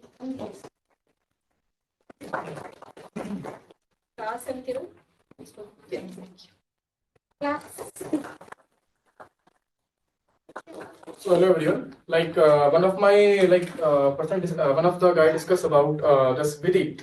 She discussed about the scooty. Like people have to pass the scooty like this. My question here is why the person is passing like this. The reason is we are not having the infrastructure. If there will be a separate lane for two-wheeler and one-wheeler and for pedestrian, there will not be this kind of problem. The second one is solo driving. One of the person Vidhi discussed about the solo driving. Now my question here is, what is the reason for solo driving? That is not only for the sake of just for personal stuff. People also want to save their money, but the main purpose is they are not able to reach their location at that time or at the same time. So that is how they are moving to some solo driving. Now one of the thing it was discussed about the metro and buses that they are available. Yes, that are available. But the question here is it more convenient in terms of for example, if I need to go to I mean, what I mean to say is, there is also discussion about the blame game. Like we are educated, we are not kind of that. She discussed about that we are educated, we can take steps. My question here is, for example, let's suppose 10,000 people are there, but government of India has only given 5,000 gallons of water to them, but they are only getting 500 gallons of water. Is it possible that all 10,000 people will be able to get the 500 gallons of water? The problem here is we are having the most population right now in terms of overall, but we are not able to reach that just because of the infrastructure problem. So we are the people, we are facing it just because of the infrastructure. We are the people who are facing it just because of the proper implementation. Singapore is itself one of the example where they have implemented that. One of person also discussed about the wrong parking. Singapore itself implemented one feature where if you want to buy a car, then you must have a one parking area. Otherwise, you can't buy it. You can't buy a car. So it means that there should be proper implementation, rules and regulations should be there. Otherwise, we will always be suffering and we will always be doing a blame game. If we talk about the implementation, blame game should be there just because we are not having that rules and regulations. So thank you so much. Did we enjoy the debate? Yes. Participants as well? Yes. Okay. So as I mentioned before, that the selection of the winners will happen through voting. So the judges will be taking care of that. While that happens, I hand it over to my beloved Toastmaster of the day, Toastmaster Dakshay. Thank you, Toastmaster Devi. A huge round of applause to Toastmaster Devi and all of our participants. I had so much fun. So moving on, we now want to hear from a couple of our Toastmasters who are going to talk about how being here influenced their own life and career journeys. So the first person I'd like to call onto the stage is Toastmaster Shailu. Toastmaster Shailu is a master of juggling work, life, everything. We have seen him and we know that. And occasionally he mentions himself, he's juggling with his own patience. He found his true stage here at Toastmasters with a passion for storytelling and a knack for keeping audiences engaged. He believes every speech is an opportunity to inspire. Toastmaster Shailu, please come up to the stage. Thank you so much, Toastmaster Dakshayani. A very good evening to everyone. All right. So how many of you are here attending the Toastmasters meeting for the first time? Okay. So have you ever heard the word Toastmasters before it? No. So you heard that. So have you ever tried joining those meetings? I wanted to, but I couldn't for some reason. All right. So 2 years back, I was just like you guys. I was just sitting in my cubicle, and one of my friends just came to me and he asked, Shalu, would you like to come to me for a Toastmasters meeting? I said, what is this Toastmasters? Anyway, I wanted to escape from my work, so I said, let's go. While going, I just reached to the conference room just like that, and I saw room was fully packed with people. And I thought of entering, but I saw everyone is so serious and like every seat was full. So I thought, let's go. Then one person came out and said, hey, are you here for the Toastmasters? I said, no, I'm not here for the Toastmasters. And I just ran away from that. But somehow I got pulled into the room. I sat throughout the meeting. And that day I decided that I'm not going to come to this meeting ever. To be very honest, I didn't like the concept of Toastmaster that day. But I really liked the way people came on stage and spoke. And in the back of my mind, I was thinking that if I take 7 birth also, I will not able to go on stage and speak like that. But after some time, somehow I convinced myself to join this Toastmasters Club, or I can Trailblazers Toastmasters Club. And when I joined, you'll not believe that the exponential growth which I have seen in myself. The person who thought like he has to take 7 birth to speak like that, he has done a lot of event. Last year, I hosted a show or our Toastmasters annual event that we call Coronation in front of 800 people. And like that, I keep on doing all these activities.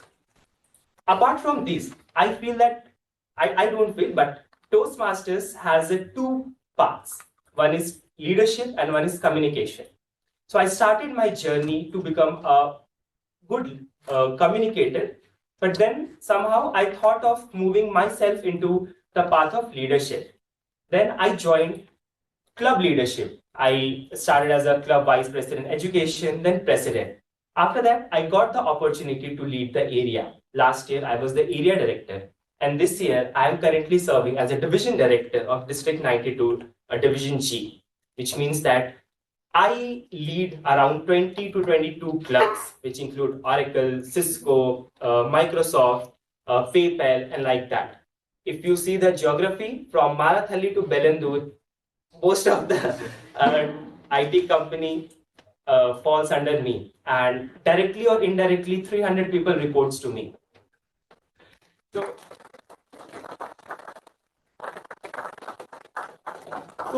this is what Toastmasters gives to you, not only communication but the leadership as well. Many of you must be in your initial journey of your corporate career. Maybe you have just started as a software engineer, maybe a senior software engineer. You must be having the aspiration to go into the managerial role as well. But you must be thinking, if I become the manager, will I be able to lead people? Will I be a good manager? Then how you will learn it? So Toastmasters will give you that platform where you will experiment. And in Toastmasters, we don't celebrate your success, but we celebrate your failure because we know that you have tried and we are there to support in all your avenues. So that's the culture we build in Toastmasters, and that the culture Toastmasters teaches us. And apart from this, Toastmasters is my second home. When I came to Bangalore, I was completely alone. I didn't know anyone, but today I know most of the people. Why? Because of Toastmasters, the community which it gives. And today also when I have to hang out somewhere, I don't have my office friends or my college friends. I have the wide network of my Toastmasters friend. I go with them. I go with them on trips. I go with them in spiritual trips as well, or here and there. Even if I have to share any of my feelings, whether personal, professional, or emotional, I know whom to call. So this wide network Toastmasters gives to you. Apart from that, lot of learning you will get here and there. And whatever you are seeing here in this room, in this 3 to 5, from 3 p.m. to 5 p.m. 2 hours, this is not Toastmasters. Toastmasters is way beyond that. There are a lot of events happening outside of this club, we call it at area level and district level, you have a district level or area level contest, speech contest. For example, if you take part or if you be a member of Toastmasters, then you will be eligible to take part in speech contest. If you win at club level, you will go to the area level, division level, district level, and you can become the world champion of public speaking.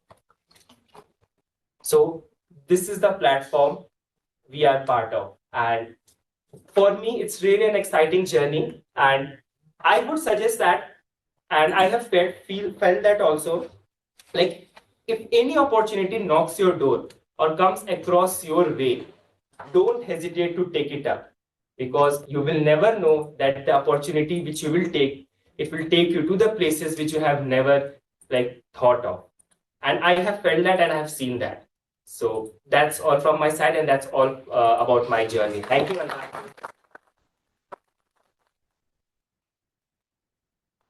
Thank you, Toastmaster Shailu, for those inspiring words. Now I would like to call onto the stage Toastmaster Karthik. Toastmaster Karthik is an engineering manager in Oracle Cloud. He likes being around people. He loves long distance running, but not when both happen together. Toastmaster Karthik, please come onto the stage. It's almost evening, so good evening, everyone. So, my dear guests, friends, Toastmasters, everyone having a good time. So it's difficult when speakers like Shailu and Bernali have blessed this stage and I come along and have to speak something, but I'll try my best. And that's what Toastmasters is, try your best. Engineering manager, right? What is one key skill you think engineering manager needs? Problem solving. Problem solving, okay. Team management. Team management. Yeah, sure. Any other thing? Patience. Inspiring. Okay. Yeah. Communicating well to all the cascades. Communicating, problem solving, inspiring, managing, all that foundation is communication. Thank you. Thank you, Kiran. So, communication, effective communication is a key skill, not just for an engineering manager, anyone working in a group. So if you have seen Shailu here, he's an excellent leader. He's not an engineering manager. He has a leadership position, but it is more from a persuasion side of the things. An engineering manager or any team lead position is now essentially a persuasive job. It's not an authoritative job at all. Effective communication is the key thing which is required here. You know, for any skill that we want to develop, what are the two things which we need? Any guesses? Hard work, consistency. Okay, hard work, consistency. Practicing. Practicing. Banali talked Not about giving up. not giving Perseverance. up. Yeah, exactly. And not giving up and support for that. So I come down to two things, and it's also tied to what Roger Federer video someone here mentioned earlier. So practicing, it's a thing called deliberate practicing, wherein we practice, we seek feedback, we become better from it, we fail, we become better from it, and gradually and slowly we have enough patience, like one of the members here said, that we grow ourselves to become better each time we fail, we become better from it. So that's deliberate practice, actively seeking feedback, and then becoming better from it. But for that, for practicing well, we need a space, a safe space, wherein we can fail safely. What I mean by this is that if I want to improve my effective communication skill, I need a space like this where I can just speak my mind and not be judged. If I stammer, people are there to clap for me. If I forget my lines, people are there to suggest something else I can add on and latch onto and speak more. A safe space is the foundation for me to practice. And that is what Toastmasters provide. And specifically, this club provides that safe space, that support system because of the beautiful people around here. So we have excellent speakers. We heard from Banali, Dakshani, and we have excellent leaders, Shailu, Abhinav, Dinesh, And you will know a lot of different things if you join this club. So you may ask me, okay, that's all fine. I become part of this club. How does that help me? For my case, how does it help me is I'll share a scenario. A year back, my director comes to me on a Zoom call. Hey, Karthik, I want to speak to you. Come on a Zoom call. I go in. He says, hey, I know you and your team is working on a fabulous product. We want to get good support for that and we want to get good funding. So next week, you're presenting this demo to the vice president. Okay, bye. Okay, so I had to present to a person who had the title of president in his role. That is a true fact. At that point of time, I had not presented to anyone apart from my director, or maybe senior director once. I had been to this vice president's meeting more like a shadow, just to observe what has been. And next week, I'll be speaking with him in a demo and presentation. How do you think I felt at that point of time? Overwhelmed. Overwhelmed? Okay, yeah. Anything else? Fast heart rate. Fast heart rate, nervous? Yeah, so nervous, unsure, fast heart rate. Thinking what to do next. Thinking what to do next. I was expecting to feel this, but actually I was feeling excited. I was feeling energized because you know what? For the past 1 year, I have been practicing giving speeches here. I was like, come on, let's go for it. This is what I have been waiting for. This is what I have been practicing in this club. I knew exactly what was needed to present well. I knew the content, it's my content. I knew how much I had practiced, and I used that to educate my team members also, and we did a good job. Essentially, it wasn't that hard. I felt more like an amateur cricketer who had been practicing in that safe net area for more than a year and finally got a chance to play with the pros. So that is the opportunity which being part of this club provides. It prepares you for the things which should come your way eventually. And it gives you a chance, a safe space to fail, learn from it, become better from it, and be prepared when that opportunity arises. So what does it take? It's only 90 minutes each week. 90 minutes, if we cut it down, 15 minutes each day. If we look at our mobile phone apps, so there's a very good app called Wellness or Wellbeing, or maybe screen share or screen time in. So all of you are very intelligent, you know where I'm going. So if you open that up and if you look at the social media apps which we are using, we can cut down 15 minutes of that time. It adds up to 90 minutes, and we can take out time to come here and invest that 90 minutes to this club.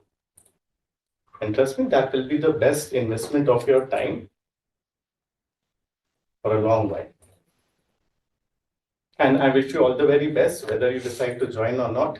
I wish the best for you. Thank you.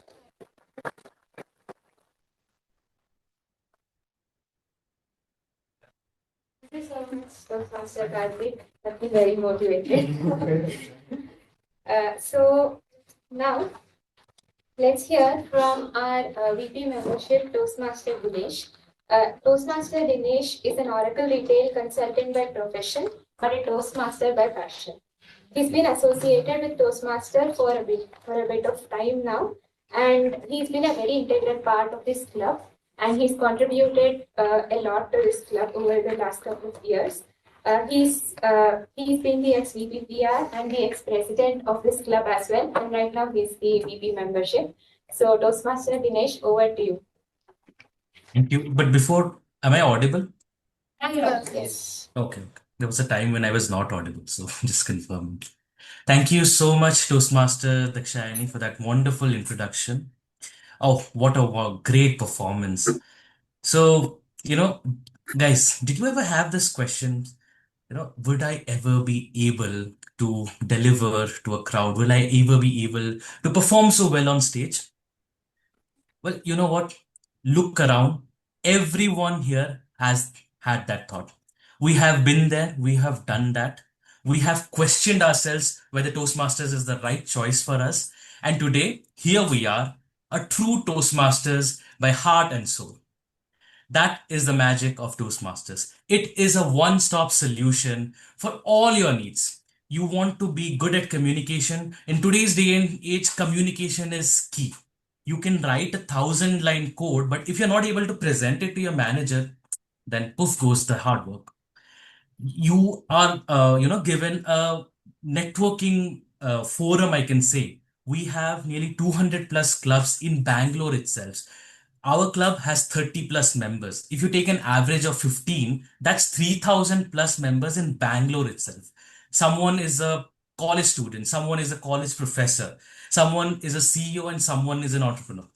So, as I'm saying, it provides an excellent forum for networking. And as Shailu has mentioned, we have got many, many events that run throughout the year. So you can network, you can accelerate your career growth.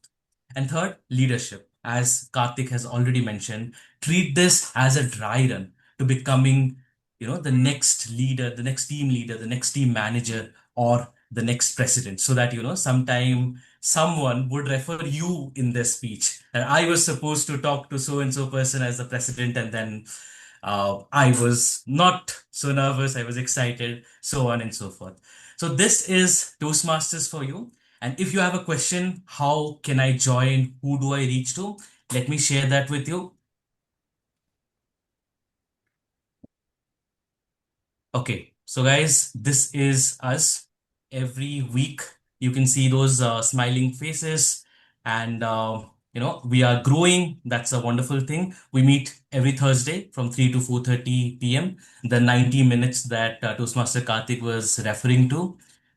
These are our communication channels. This is the mailing group for our officers. We also have a Slack channel. If you're not already a part of it, please be a part of it. We post updates about our meeting rooms, about the meeting timings and all. And this person, I think you know this person already. What a wonderful introduction we had from Toastmasters Dakshayani. That's your VP membership. Reach out to me if you have any questions. That's my GOID.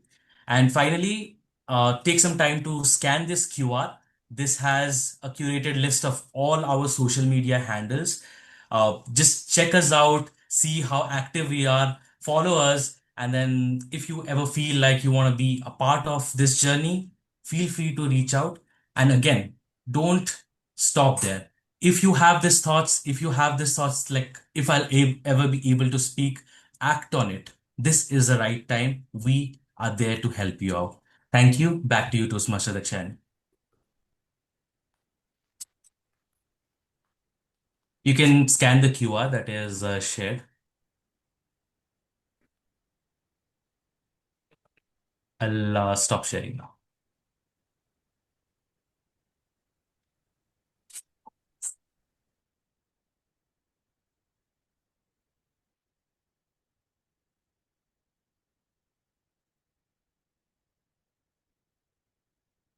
Our judges are hard at work trying to, because everybody was sober in the debate. So we will be announcing the results shortly.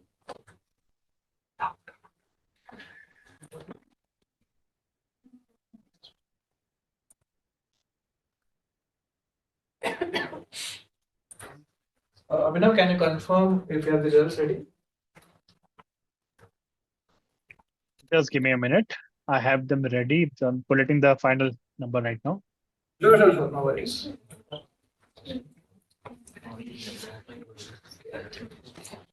So everyone, I just take 2 minutes of your time and share the achievement of our club, which was announced recently.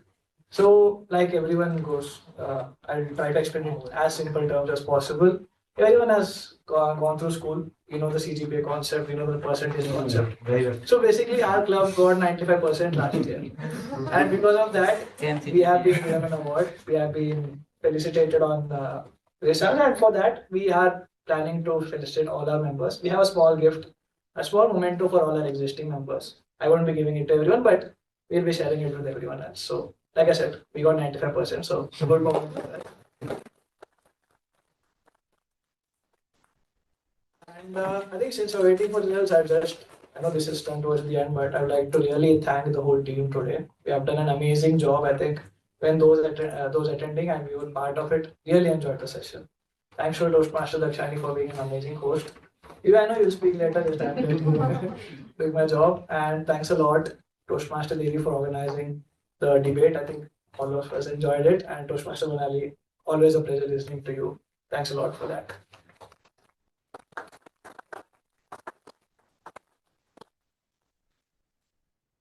If you're ready, Abhinav, ready. Yes, I'm ready. Let me do my video now. Okay, can you guys hear me properly? Yes. Okay. Toastmaster Abhinav, go ahead with the results. Okay. So the format is like this. We'll have a winner team, a runner-up team, and we have a best speaker across overall, because the team was selected randomly. So even if you did well, your partner didn't do that well, we have one overall winner as well. Okay. So I'll start with the runner-up team. That is Group 2, Team A, Shubham and Vidhi. They are runner-up.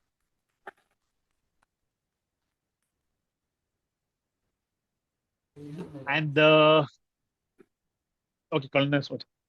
Okay, yeah, waiting.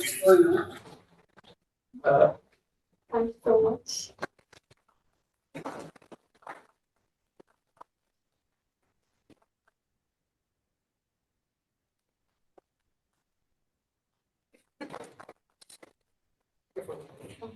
I'm not in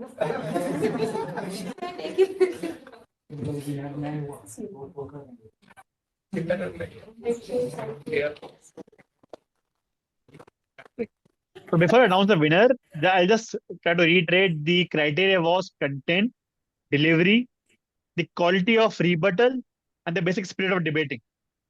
Okay. Just 4 criteria, is not too controversial or anything. And the winner of the debate contest as a team is Group 1 Team A, Dinesh and Ananya. Thank you so much. Thank you. Then we'll still order from Swiggy, no matter what you say. We'll still do that. I will still order from Swiggy no matter what I say. Same here. I mean, how random it was, like 2 Swiggy Zomato lovers. And also, sorry to cut in between, the stats that I provided are 100% true. I sat down at 11:50 and I opened my Swiggy and Zomato and I checked everything that I've ordered. Okay, and we also have the now best speaker across everybody. It's a very, very tight contest. We are not fair in doing that, but because of the time constraint, we could. The best speaker today, but still overwhelmingly, is Vidhi.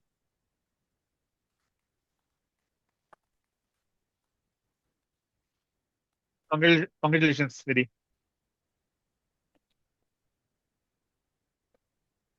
Congrats.